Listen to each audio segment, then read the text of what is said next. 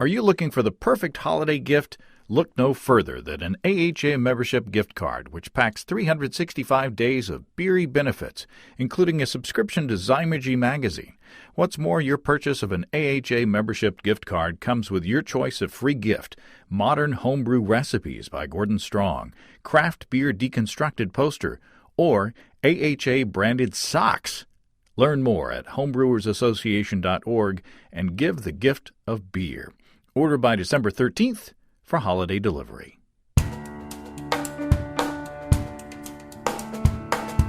Welcome to Basic Brewing Radio for Thursday, December 3rd, 2015. I'm James Spencer. Here at Basic Brewing Radio, we're all about home brewing. This week, Jason Corral of Columbus House Brewing in Fayetteville, Arkansas, walks us through his professional system that is scaled up from his previous homebrew system and controlled with an Arduino controller. If you're new to homebrewing and would like to get into the hobby for the first time, check out our website, basicbrewing.com, where you can find archives of our audio and video podcasts and our DVDs to walk you through basic and more advanced brewing techniques. And if you buy any of our DVD combos, you'll get a free Basic Brewing bottle opener. And check out the new lower pricing on your DVDs just in time for your holiday shopping. Don't forget to get a fresh copy of our Brewer's Logbook for 2016.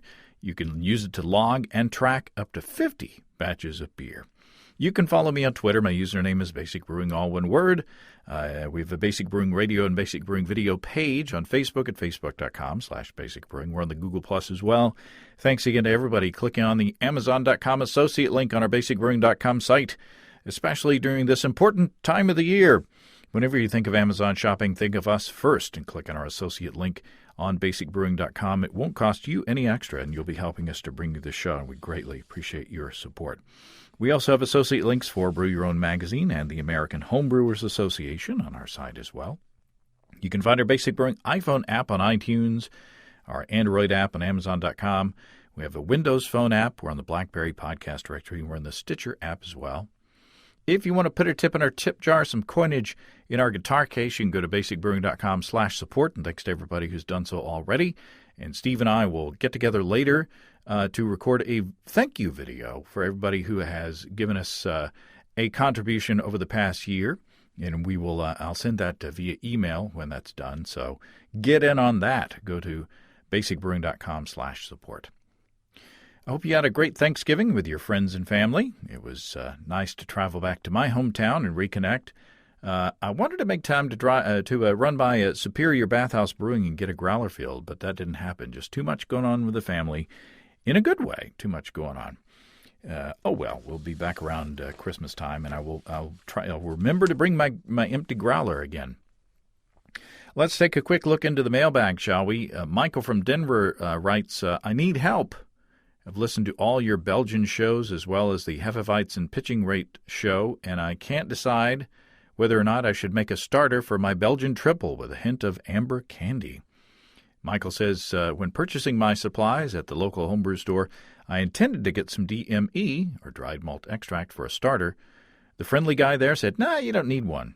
So I went home. As I started reading online, however, I realized that everyone on the internet is making starters, so I freaked.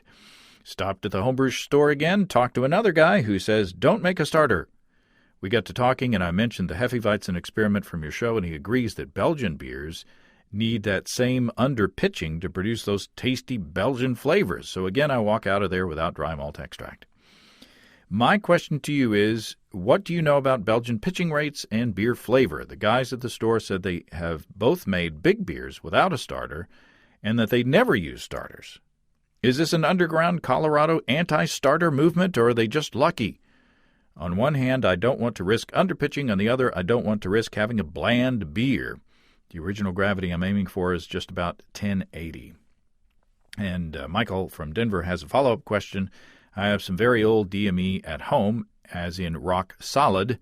Can I still make a starter out of it, or should I toss it?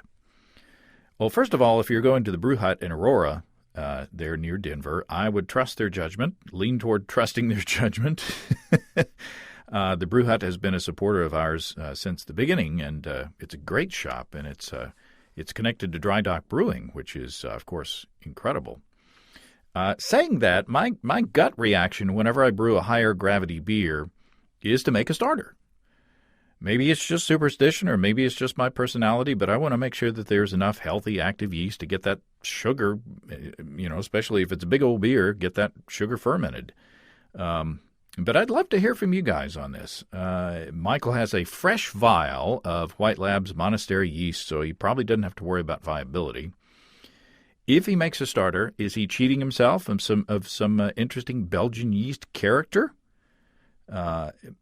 Maybe the answer is a compromise of making a starter that's only half the volume recommended by yeast pitching rate calculators. So let me know what you think on that. I'd hate for him to make an overly banana-y triple. On the dry malt extract that has solidified into being rock solid, I'm assuming you can still use it. It's still sugar after all, but it's going to take some time and patience to melt that lump of stuff down. That's my assumption. Whenever I find especially a smaller quantity of dry malt extract that I've been keeping on hand for starters, and it has, the bag has had a leak in it or something, or a hole in it, and moisture's gotten in and it's solidified, I tend to just toss it, just because it's easier to work with the fresh stuff.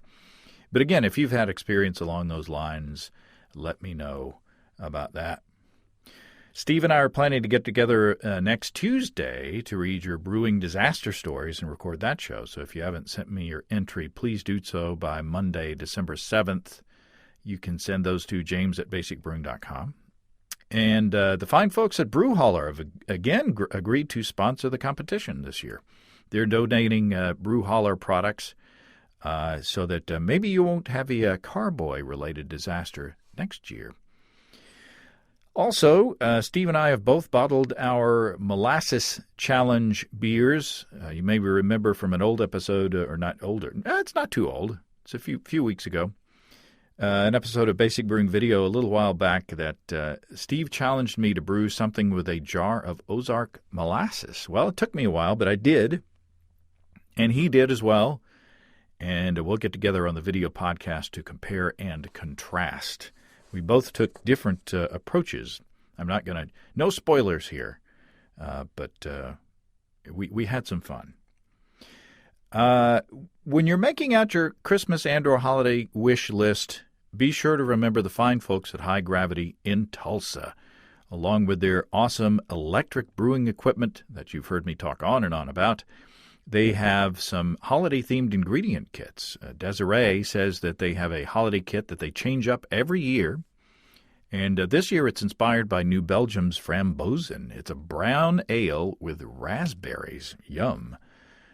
We also have, she says we also have our seasonal pumpkin kit called Ichabod Pumpkin Ale.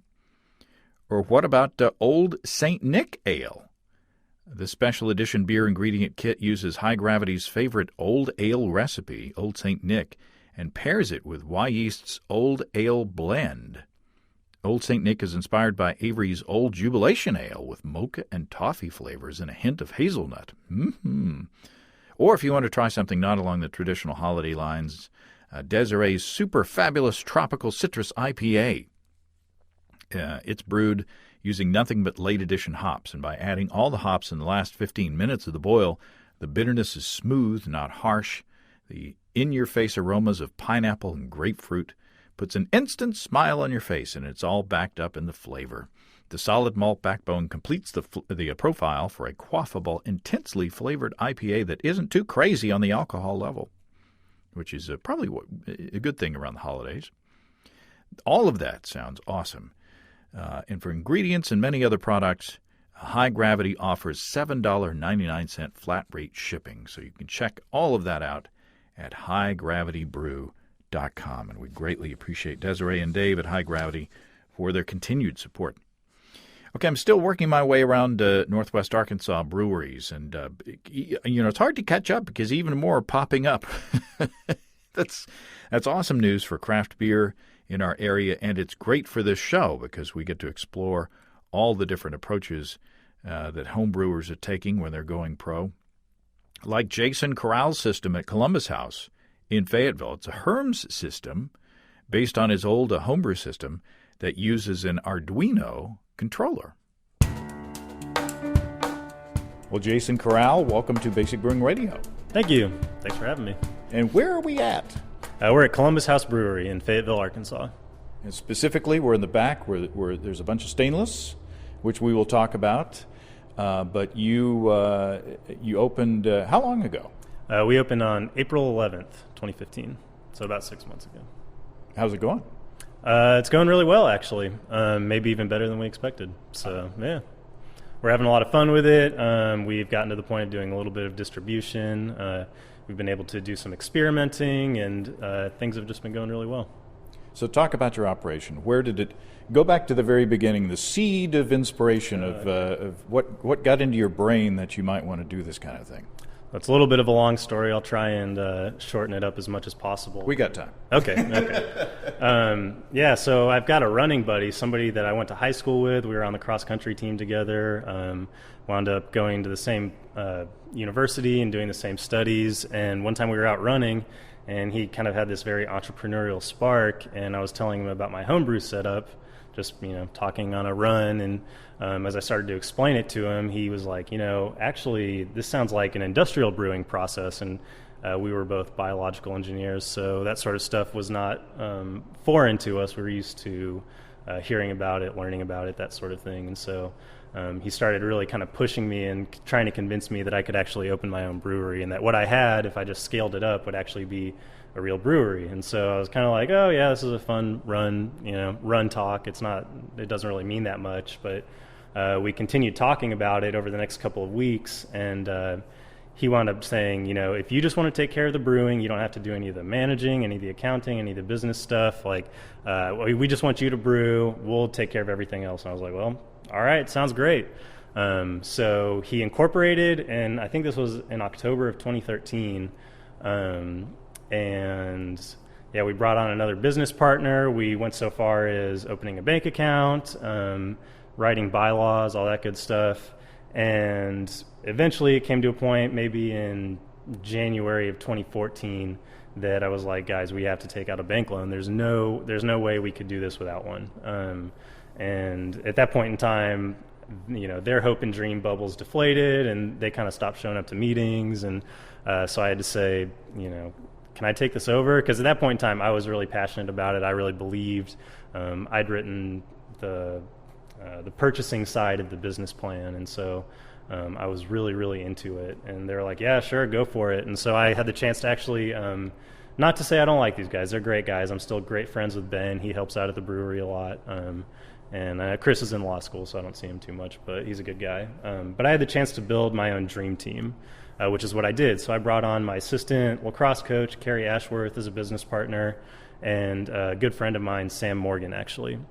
And so two of us kept going. We went and we got a bank loan. And at this point in time, it's probably May of 2014 that we get the bank loan. We found the space. We signed a lease for it, started getting all our permits. Yada, yada, yada. You're juggling way more than I ever wanted to or expected to. It literally took forever. But eventually, April of 2015, we got to the point of opening our doors. Wow. So you went from all you have to do is brew the beer, we'll take care of all the business, to you've got all the weight of the world on your shoulders. Yeah, pretty much. It's only a third of the weight of the world is on my shoulders because I have the two other business partners still. But yeah, it's worked out for the best. I actually, from coaching lacrosse and I don't know, just the sort of things I try and expose myself to, I'm pretty comfortable with leadership stuff. So maybe it's for the best that I didn't have to butt heads with other leaders who had intended on taking that position in the company. Yeah, it becomes a family, opening a business or getting involved into even working for another company. You spend more time with waking hours with those people than your family. So, what was the environment when you went in to get a loan? There's been a lot of activity around brewing in the area, so they had to be familiar with it. So what was the approach? From the bank's environment, not that friendly. Just to be honest, I'm 26 years old. I think I was 24 at the time I was approaching them. And so I was 24-year-old grad student with like pretty much no assets, and I'm asking him for, a lot of money. And so, there was a lot of back and forth, a lot of like running errands and trying to make everything look just the way the bank wanted it to. And, after months and months of this, still the bank's kind of like, I don't know. It just doesn't, I'm not sure this is a good investment. And so, unfortunately, I had to bring my dad in to co-sign on the loan, which I really didn't want to do. I wanted to, keep him as free of all of this as possible, but he really wanted to support me from the very beginning, and so my parents were happy to do something like co-sign on the loan. Yeah. Well, cool. So you said that you wanted to base a system on your homebrew system. Talk about your original homebrew system. Well, I mean, my very original homebrew system was the same as everybody else's. It was a 4-gallon aluminum pot and malt extract and all that good stuff. But over the years, I started getting into school, into the biological engineering side of things, and started trying to really apply that to my home brewing system. And so, one at a time, I added things, and then like the scale model that we have now that we work with, our bench scale process is got a 5-gallon water cooler with an electrical heating element in it, a copper coil, and that's the part of our Herm system. It's all the copper coil is also our heat exchanger. But yeah, we do a heat exchange recirculating mash. So we have this 10-gallon stainless steel kettle. That's our mash tun.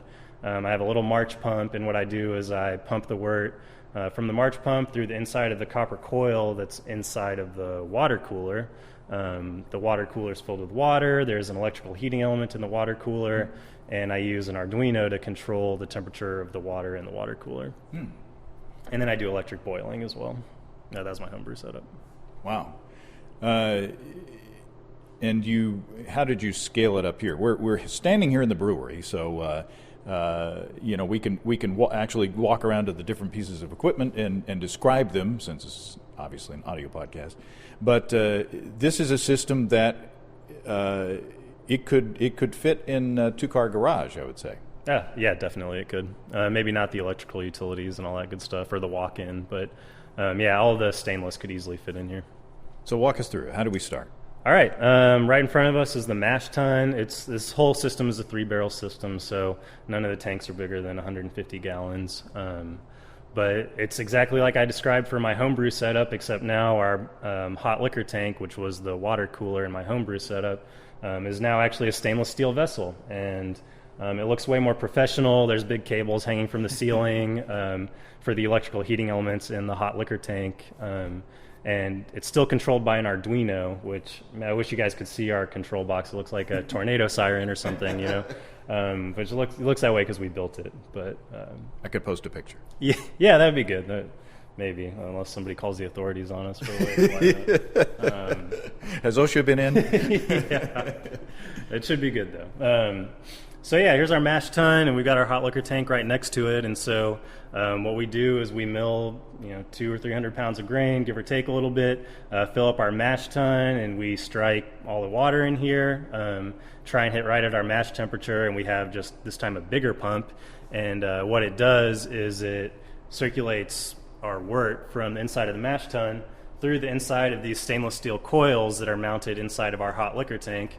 It's probably about 50 feet. I'm not very good at judging approximate diameter, maybe like 3/4 inch diameter stainless steel pipe or something. It could be 1 inch, I guess. And so it goes through this stainless steel coil back into the top of the mash tun. Our hot liquor tank has 3 stainless steel heating elements on the inside of it and a little thermoprobe. And so our thermoprobe runs up to the Arduino. There's a really simple if-then statement that we kind of wrote, use the internet to help us write, and it just says, if the temperature in the hot liquor tank is below this threshold, turn on the heating elements. If it's off, or if it's not above that threshold, turn them on. So looking in the hot liquor tank, it looks like an immersion chiller, except it's stainless, and it's kind of hovering inside the tank. Then underneath it are those 3 electric heating elements, and there's I guess that's a temperature probe there. Yep. or the probe. Actually, it's an actual probe. So, what are the advantages of doing it this way as opposed to? I mean, you're heating this separate tank, separate from the mash tun. Why not just direct heat the mash tun? Right. So, I mean, one advantage, like I said, is this was the same as my homebrew setup, and I just tried to minimize the things I would have to learn when I scaled up.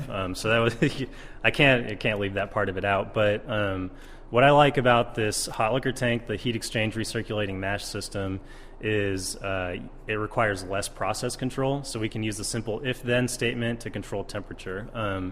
A lot of bigger breweries will use recirculating infusion mash, and so what they do is they actually recirculate the wort right over the heating element. But the problem with that is, sometimes you get like a stuck sparge, or you have trouble with your wort flow through the grain bed, and so if the wort's not flowing over the heating element fast enough, it can char the sugars, it can affect the mash, it can really affect the outcome of the beer.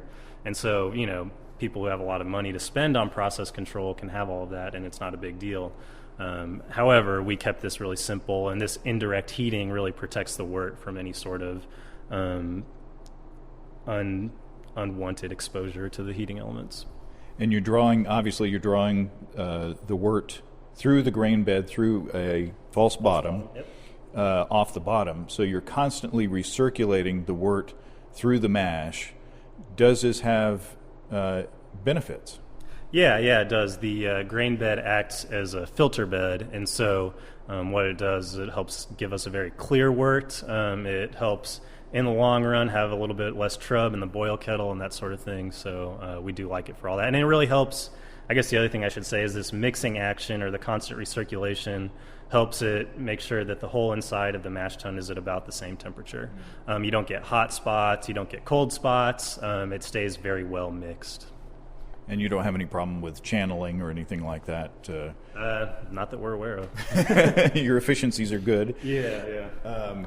So with this system, can you do a step mash?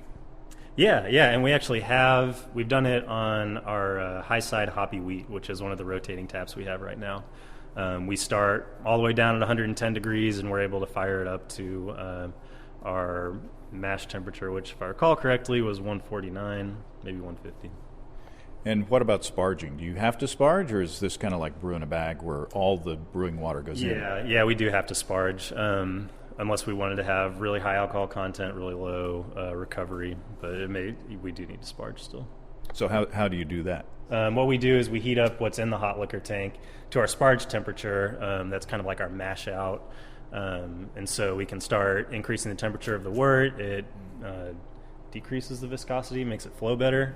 And so that helps us with our lautering stage. And then we use what's in the hot liquor tank to sparge over the mash tun and then into the boil kettle. Okay, so the hot water that is acting as the temperature controlling device essentially becomes used as brewing water. Yes. Okay. Well, cool. And then now we've done a recirculated mash, we've sparged, and you're collecting the wort in the kettle. Talk about the kettle. There's not too much to say about the kettle. I think it almost cost as much for us to do the ventilation through the roof as it did to buy the kettle itself. But it's also an electric boiling kettle. It actually has the same amount of power and heating elements as our hot liquor tank does. So we do, again, all electric boiling, which from my engineering background, I really prefer that because it makes it easier to calculate boil loss, or boil off, excuse me. And one thing that I've come to notice that maybe I didn't actually expect early on was that it makes for a more like a clean finish to the beer. And I'm going to preface this by saying that beer flavor or beer preferences are all very subjective. I'm not trying to put anybody down. I like all sorts of craft beer. But what I've noticed is that when you use flame, or when you use a flame to heat the bottom of the kettle, that will kind of like char some sugars in the beer, and what it'll do is give it a thicker mouthfeel. Maybe some people call it richer flavor. I don't necessarily think so, but again, to each his own. And so when we do this electric boiling, we have less of this occurrence of charring of the sugars because they're ultra low watt density, so they don't put a ton of energy into their contact with the wort. Yeah, one would think that was kind of counterintuitive. If you've got an electric thingy sticking right into the wort, you know, a big hot electric thingy sticking right into the wort, you'd think that you'd have more caramelization. I think just the mixing action really prevents any hot spots, because with flame you've got like a whole surface of the kettle that's, you know, developing a hot spot. Just like if you were you know, cooking something on the stove, the underside will get hotter than the rest of it, and things will burn to it, and you'll have to scrape it all off, you know, when you're cooking. Are there cost advantages as far as running the equipment to having this set up as opposed to, say, gas or a boiler?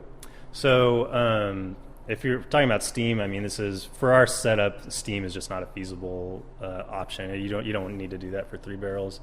I'm pretty sure we spent more money on the initial investment. We had to double the electrical utilities to the building, have all this expensive cable run. Stainless steel heating elements aren't cheap either. So I think really in capital it was more expensive. And conventionally, I have to admit I haven't done that much research on it, but the conventional wisdom online is that it's a little bit more expensive to run an electric system, and it usually takes a little bit longer. But again, from an engineering perspective, that's where I came to love brewing. That's what I love about brewing, is the engineering side of things. So I love all the electricity. But you're from biological engineering now. Right. What is biological engineering? So at the U of A, biological engineering can be a couple of things. The stuff that I like the most is, you know, very simply put, taking cells and using those cells to take something not that valuable and turn it into something very valuable. So we could be talking about pharmaceuticals, we could be talking about yogurt, we could be talking about beer, we could be talking about all sorts of stuff. So my education was actually a very general sort of brewing education, where you're using cells or enzymes, which again use enzymes in the mash. You're using those things to convert one thing to something else that's more valuable, and then separate it and, you know, hopefully sell it. But we don't talk too much about the selling. You talk about CELL. Yeah, right. Sorry. So does your education lend you to working with water chemistry as well? Yeah, when I was getting my master's in biological engineering, I was getting more of an environmentally focused bioengineering degree. And so I took a water chemistry class. It was like a 1 semester long graduate level water chemistry class, where we learned a lot, you know, really about things like alkalinity, hardness, you know, neutralizing those things, removing those things, adding them, whatever. And you know, at the time, it was just part of my class load. I wasn't really so sure about the brewing stuff. I wasn't doing water chemistry with home brewing or anything. But yeah, I started to, you know, become really serious about that. I started to really research it. You know, my grandma actually, for Christmas or my birthday one year, emailed Ben at Fossil Cove before I think we'd even incorporated still, and asked him for book recommendations for me, which my grandma lives in San Jose. She'd met him once. It was ridiculous. She would reach out to him like that, but she's a very outgoing person. But that was one of the books he recommended, and so I read that, and I realized that I actually had a lot of the education that I needed to get into the water chemistry side of things. I just needed to apply it to the brewing stuff. And so we do carbon filtration. We have various salts that we use. I mean, we've probably used 5 or 6 different kinds of water salts at this point in time.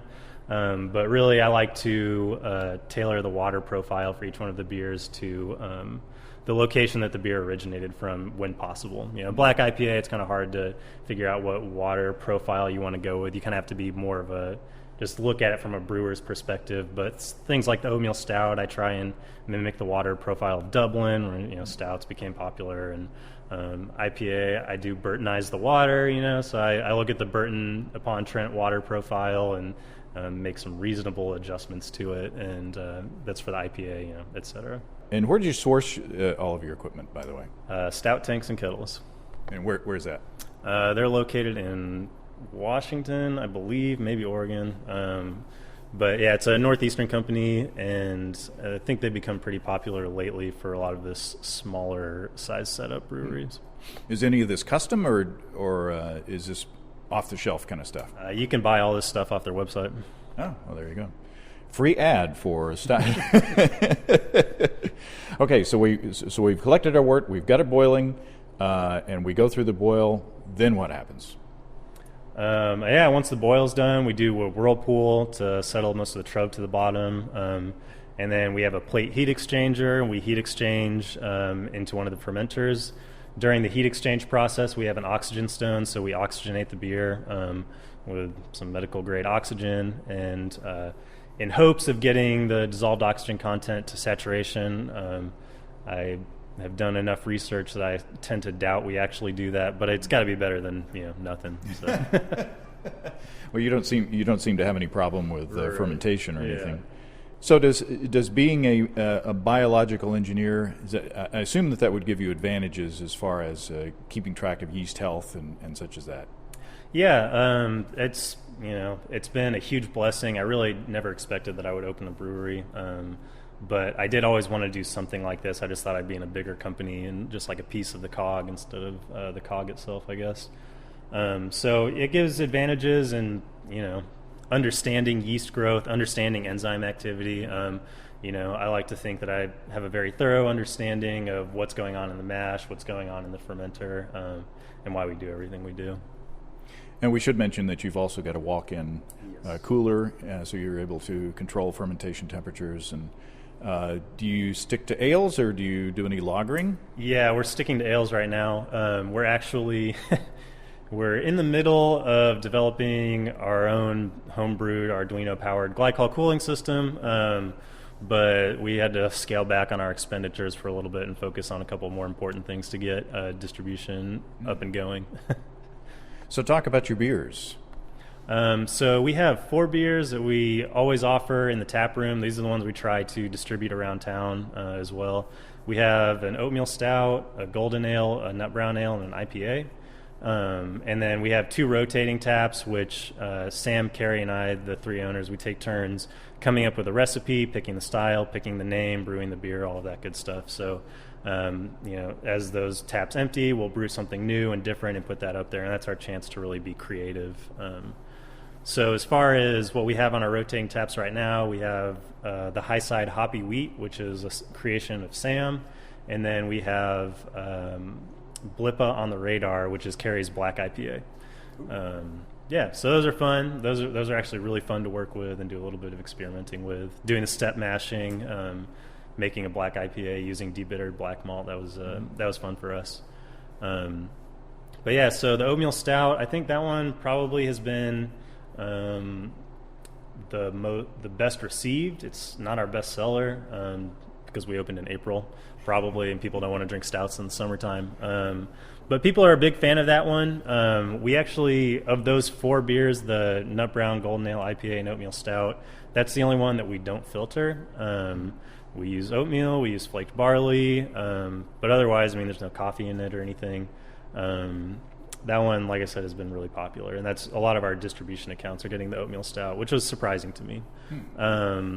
The Nut Brown Ale is actually my personal favorite. I think Carrie and Sam have the same sentiment, just because that one's got more of a delicate malt balance in the recipe, and I think one of the reasons we like it so much is we've struggled a lot to nail it down and be able to get it every time.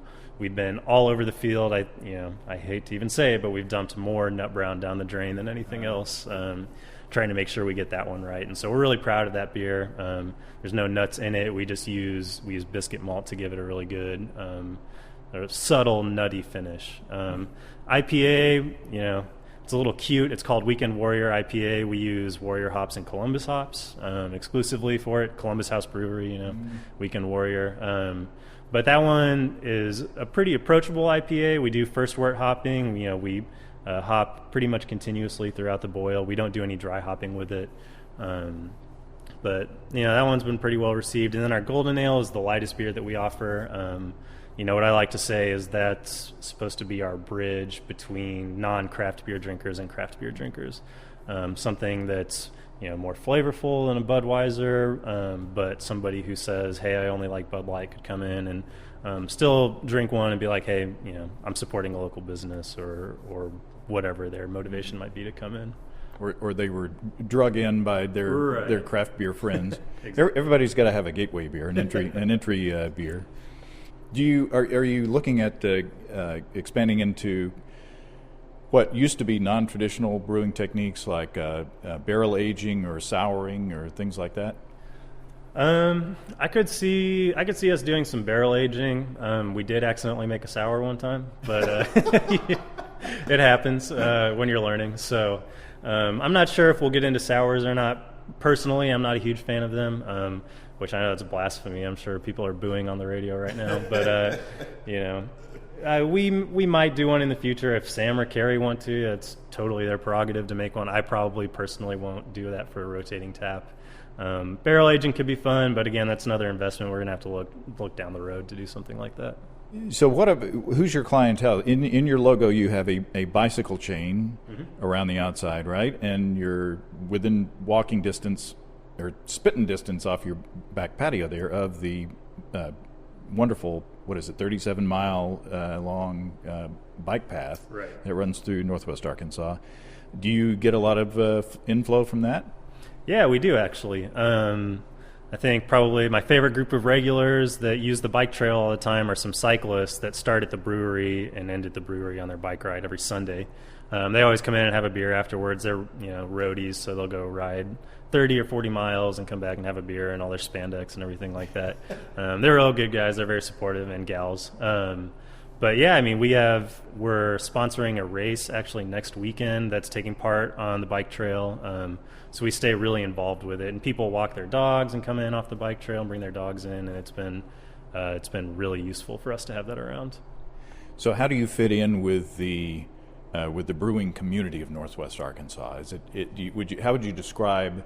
Is it a tight knit community, or is everybody getting along, Jason? Is everybody doing? It seems like everybody is pretty much on the same page of promoting each other and promoting the industry in the area. Yeah. I mean, I don't really get the feeling that there's any hostility. We certainly don't hold any hostility towards other people. And we make a point because, craft beer community people are very interested to see all these breweries pop up, and everyone has their own opinion about how many a city can sustain. And so sometimes people come in and like to say things about other breweries, but I mean, we keep our distance from any of that stuff. We're very PC about everything, if you will, or non-confrontational. But no, we love all the other breweries. We go around, and I mean, we've been to Apple Blossom, Fossil Cove, Saddlebach, and Tanglewood when it existed, and West Mountain. We've gone and drank all their beers. We like their beers. I have to say I haven't been to the Core Brewery, actually, although I've drinking my fair share of Core beer as well. So, I mean, there's lots of support. The guys at Bike Rack in Bentonville are super nice guys. We've been to their tap room a bunch. And most recently we went to Bentonville Brewing Co., which is a very cool location. I haven't met any of them. But haven't been there. That's on the list. I've tried to hit everybody in the area. So what's the future? I mean, it's hard to say. You're only 6 months into it, and you're still, kind of planting your roots. But do you have a vision for where you want to go? I have a vision, and my vision is really kind of arbitrary, but basically I just want to grow to the point where I'm not comfortable with growing anymore. I don't want to say I get bored easily, but I tend to be really active. I like to do things. I don't like stagnation too much. And so, my goal is not to get rich quick. I will never be a millionaire. I can tell you that right now.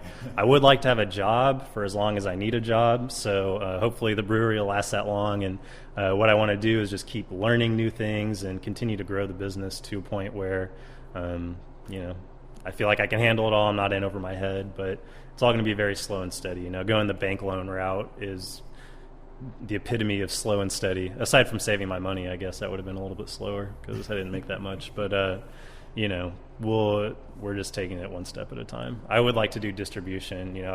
I would love it if somebody in California bought my beer in a California liquor store someday. That would be cool. I've had your beers. They're good beers. It's a really cool place. It's a good location. And I'm happy to have another good, strong player in the craft beer market here in Northwest Arkansas. No, thanks, James. I appreciate it. Congratulations. Thank you. Thank you very much. Well, thanks again to Jason. I took home a growler of the Columbus House Black IPA, and it was really delicious, as are all the beers that I've tried there. Y'all need to come to Northwest Arkansas and do a beer tour. There is a lot going on. And don't forget to send in your brewing disaster stories for this year's disaster show by Monday, December 7th. Along with that, if you have brewing questions, show suggestions, or just want to say howdy, write to james@basicbrewing.com, or just fill out the contact form on basicbrewing.com. And please don't forget to tell us where you're from. Check out our support link where you can throw a couple of bucks into the tip jar by subscribing financially to our podcast. You'll get on the list for this year's holiday or thank you show that Steve and I will shoot, the video show. Be sure to check out our DVDs, Extract Brewing and Partial Mashing, Stepping into All Grain, Low-Tech Lagering and Decoction Mashing, and Introduction to Wine Kits. You can find them all on our site. You can get a free Basic Brewing bottle opener with any DVD combo, and you can check out our Basic Brewing shirts in the store as well. And you can also find our log books where you can track log up to 50 batches of beer. You can see the listing of the fine folks across the country who sell our DVDs on basicbrewing.com, and if there isn't a vendor in your area, you can order them online in our online shop at basicbrewingshop.com. During this busy holiday season, a special thank you to everybody who's continued to click on our Amazon.com link. We greatly appreciate the support. Our featured products this week that were purchased through the link are sourdough recipes for rustic fermented breads, sweets, savories, and more. And Best Way Lazy Spa Palm Springs Inflatable Hot Tub. I believe that is the first time that anybody's ever purchased a hot tub through the link. First time I remember, anyway. Thanks again, and remember, I can't tell who bought what, so no worries there. Just click on the Amazon.com logo on our site the next time you feel like Amazon shopping. We greatly appreciate your support. Don't forget you can also join the American Homebrewers Association and subscribe to Brew Your Own magazine through the associate links on basicbrewing.com. And you can also, there's a link to the electronic version of BYO as well. That's all until next time. Until then, thanks for listening, everybody. I'm James Spencer. Production help for Basic Brewing Radio and our website is provided by Kelly Dodson. Basic Brewing Radio is a production of Active Voicing. We'll talk to you next time, everybody. So long.